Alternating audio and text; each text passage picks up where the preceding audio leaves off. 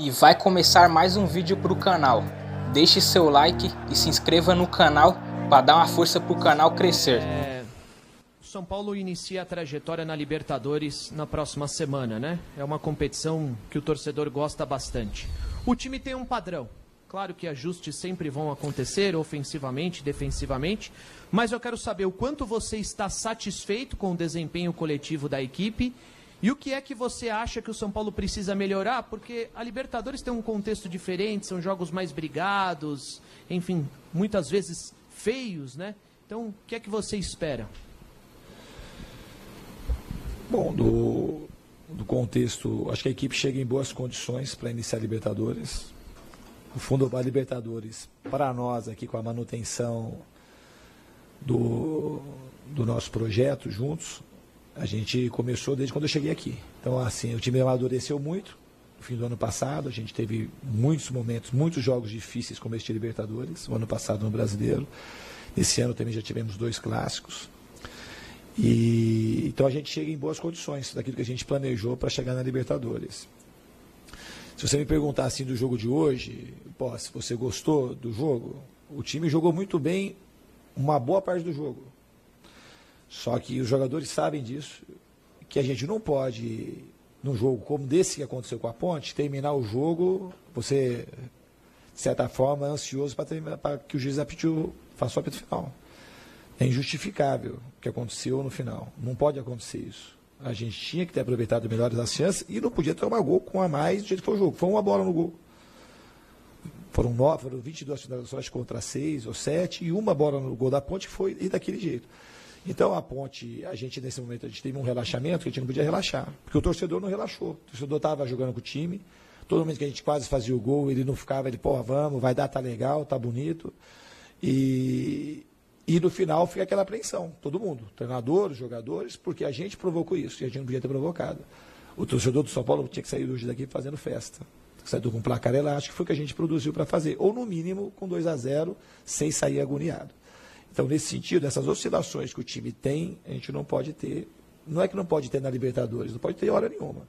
E a gente treina para não ter, a gente pede para não ter, às vezes acontece. Mas também é um processo de amadurecimento do time. Em contrapartida, a equipe fez, em termos de construção de jogo, foi uma partida muito boa na maior parte do jogo. Diniz, queria que você dissesse o que você pretendia ao colocar o Hernanes no lugar do Pablo, né? Modificou um pouco a configuração do time. E se você acha que essa queda do São Paulo na parte final do jogo teve a ver com o efeito dessa substituição.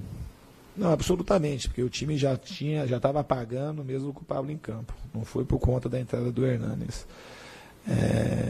Foi um relaxamento que a gente estava muito soberano no jogo e com um a mais, em vez de a gente acelerar para fazer o terceiro, o quarto, o quinto gol, a gente foi a possibilidade da Ponte e fazer o primeiro.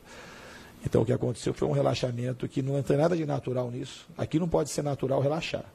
O natural tem que se acelerar sempre quando o jogo te apresenta algum tipo de facilidade, que no caso foi jogar com o jogador a mais. E a hora que a gente jogou com um a mais, em vez da gente acelerar, a gente desacelerou. E o nosso time, quando faz isso, ele vai estar se prejudicando. Então a gente tinha que ter acelerado o jogo, tinha que ficar mais concentrado, aumentar o nível do nosso jogo para a gente poder fazer o terceiro gol e o quarto e não tomar o gol que a gente tomou. Diniz, tudo bem? Boa noite. Boa noite. Queria te ouvir sobre os 2 atletas que saíram do jogo, né? Se preocupam, o Igor Gomes e também o Vitor Bueno, se você já tem algum posicionamento do departamento médico e até para o torcedor, né? Como vai funcionar a logística de viagem, o que vocês pretendem indo na quarta-feira, né, para um local que não é o da partida, indo só na quinta, você está suspenso. Queria que você já projetasse um pouco esse planejamento dessa ida e se você já sabe em relação à situação médica dos 2, por favor. Em relação aos 2, o Igor Gomes não preocupa absolutamente nada. O Vitor teve entorse de tornozelo, vai ser revelado amanhã, mas em princípio também vai para o jogo. A gente vai ver, depois ele vai avaliar amanhã como vai reagir o tornozelo dele, mas em princípio a gente vai contar com os 2 jogadores. Em relação à logística para a gente jogar essa estreia da Libertadores, o São Paulo está fazendo um esforço para a gente poder ter as melhores condições para diminuir os efeitos da altitude. Então a gente vai sair daqui na quarta e vamos subir o mais próximo possível do jogo para que a altitude, os efeitos da altitude, eles sejam diminuídos, como eu disse. E o que mais você perguntou? Como funciona esse planejamento, o que vocês pretendiam para essa ida na quarta-feira, e você suspenso também? É a minha suspensão. Né? A suspensão aconteceu o seguinte, pelo Fluminense na Sul-Americana, eu tomei uma advertência porque um dos roupeiros entrou em campo para dar água para o jogador antes de começar o jogo. Aí é sempre o treinador que é advertido, ou suspenso, alguma coisa do tipo. E a segunda vez o time demorou acho que 2 minutos a mais para subir do intervalo e aí virou suspensão. Então eu não vou estar no banco por conta desses 2 episódios. Fernando, boa noite. Boa noite. Pensando no jogo de quinta-feira, 4.000 metros praticamente de altitude, a gente sabe que os times, quando jogam com altitude, a gente brinca que tem aquele fator de doping natural, né? Porque eles aproveitam muito essa questão.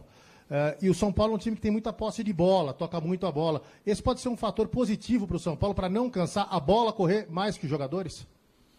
Não pode ser. A gente vai pensar de uma maneira mais enfática no jogo da Libertadores a partir de agora. A gente estava pensando no Campeonato Paulista, o que a gente tinha pela frente, é a maneira que a gente trabalha. É claro que o jogo ele estava o tempo todo vindo e voltando na cabeça da gente, mas a gente vai pensar a partir de agora enfaticamente no jogo lá e a gente vai fazer de tudo para poder vencer o quanto a gente conseguir esses efeitos da altitude, tanto na parte tática, na parte da logística já está sendo feito, na parte da fisiologia também. Então a gente vai fazer o melhor para chegar nas melhores condições possíveis para fazer um bom jogo lá. Ô Diniz, aqui, me chamou a atenção na lista que o São Paulo divulgou de inscritos na Libertadores o nome do Rojas. A gente sabe que ele está longe ainda de voltar a treinar, mas e a gente sabe que você gosta de conversar muito com o jogador, saber como ele está se sentindo.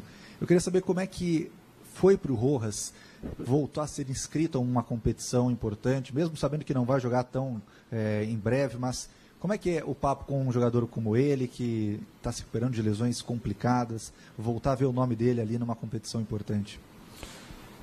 Eu acho que é um prêmio para o Rô, a gente não conta com ele agora, a gente tem um elenco super enxuto e foi possível arriscar com o nome dele na lista. E a gente sabe que é um jogador que aqui no São Paulo ele rendeu muito bem, um jogador com características muito específicas, de muita velocidade, de drible, e se a gente em determinado momento puder contar com ele, vai ser ótimo. E eu acho que é um prêmio para ele, que está todo dia lá, trabalhando incessantemente de manhã e de tarde. Diniz, boa noite. O Juanfran e o Antony não estiveram na partida hoje. Você já tem uma previsão se vai poder contar com os dois para essa partida da quinta-feira? Então, não é uma certeza, mas em princípio os dois retornam na quinta-feira, vão ficar à disposição para jogar.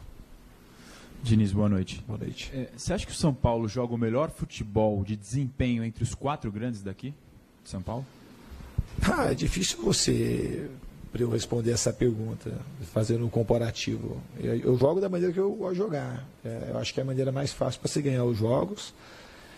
É a maneira que favorece o jogador para ele poder atuar e se destacar. Eu acho que também é a maneira que com o tempo vai cativando o torcedor. O torcedor gosta dessa forma de jogar, gosta mais de ganhar do que da forma de jogar, se fosse para escolher entre uma e outra. Mas podendo casar as duas, que é o que a gente sempre está tentando fazer, acho que para o torcedor é muito importante. Eu não sei te responder essa pergunta e também acho que nem gostaria de responder. Eu gosto do futebol desse jeito desde quando eu iniciei minha carreira de técnico. Então, gosto e acredito que essa é a melhor maneira de se vencer. Boa noite, Fernando. Tudo bom? Tudo bem. Na sua primeira coletiva pelo clube, você falou que abriria a mão dos seus ideais quando necessário fosse. E fez isso no primeiro jogo contra o Flamengo. Nesse ano, você só não teve mais posse de bola do que o Palmeiras. Hoje terminou com 71%. O quão perto do seu ideal o São Paulo está hoje?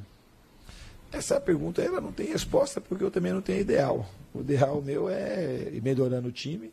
A maneira ainda como o time joga, que taticamente é mais aberta do que os outros times, o que eu posso falar é que a gente tem muita coisa para evoluir ainda.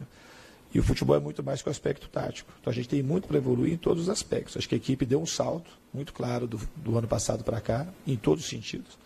E a gente tem que continuar evoluindo. Porque quando você para de evoluir, alguém está evoluindo e você está com chance de ficar para trás. Então a gente tem um espaço grande aí para melhorar.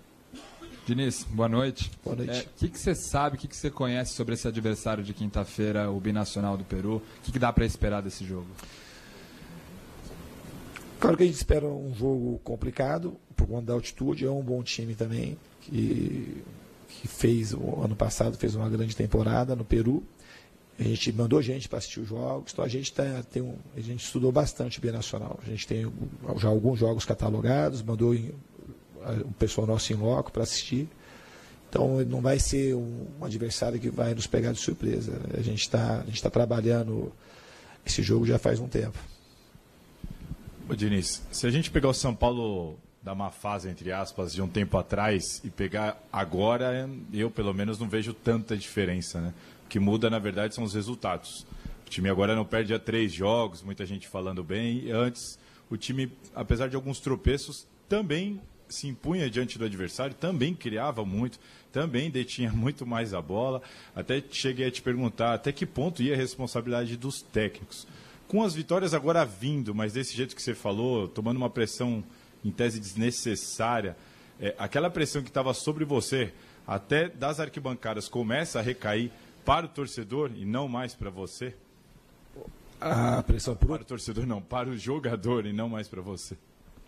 Não acho que cai para o jogador. No fundo, assim, é um time, é uma coisa só. Não tem como você ficar separando. Quando os jogadores eventualmente não conseguem fazer os gols, não adianta a gente ficar fora, assim. Tá todo mundo junto. Acho que a equipe está amadurecendo. O importante de hoje foi que a gente jogou muito bem em determinados momentos do jogo, até na maior parte do jogo. E o segundo aspecto foi que venceu. Então, assim, venceu, são mais 3 pontos. O aspecto negativo, de fato, foi esse sofrimento desnecessário e o relaxamento que a equipe teve. Que o sofrimento não foi porque a Ponte propôs alguma coisa muito diferente, com o jogador a menos, e por a gente sofreu, não. Foi uma responsabilidade do nosso time. E serve para a gente a melhorar, os jogadores já sabem disso, todo mundo, a gente já falou disso quando terminou o jogo. Os jogadores sabem que eles precisam melhorar nesse sentido, porque em determinados jogos pode ser que a gente perca pontos importantes por conta disso. E já aconteceu comigo aqui. Então a gente tem que evitar isso. Isso faz parte da evolução do time. Então é importante que a gente, apesar disso ter acontecido, a gente ganhou os 3 pontos. Fernando, queria que você falasse da tua relação com a Copa Libertadores, como é que você vê essa competição, a tua relação pessoal com ela, e como é que vai ser na estreia do time não poder estar no campo? Para mim vai ser muito ruim não poder estar no campo. Eu sou um treinador que gosto muito de participar, me sinto muito mais vivo quando eu estou na beira do campo. E a minha relação com a Libertadores tem uma relação de torcedor, de criança. Joguei Libertadores como atleta e vou estrear como técnico.